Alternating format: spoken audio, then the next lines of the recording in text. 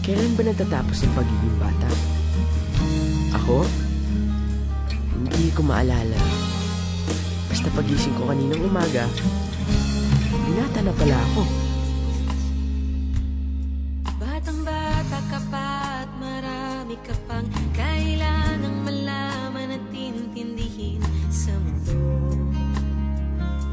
Yan ang totoo.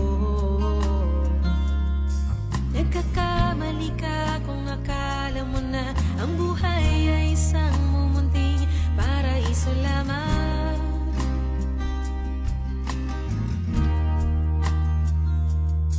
Batang-bata ka lang at akala mo na alam mo na ang lahat ng kailangan mong malaman. Buhay ay di ganyan.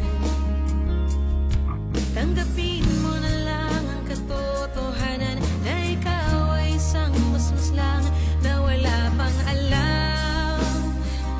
Makinig ka na lang, makinig ka na lang.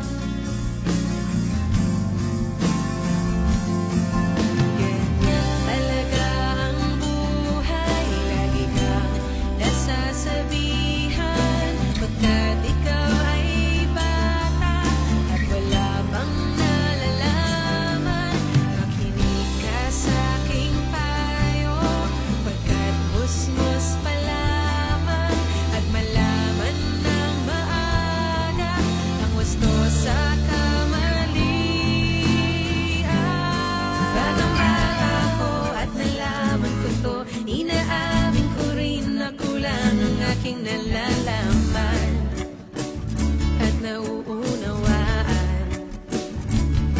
Ngunit kahit ganyan ang kinalalagyan, alam mo na may karapatan ang bawat nilalang. Kahit bata pa man, oh, bata pa man.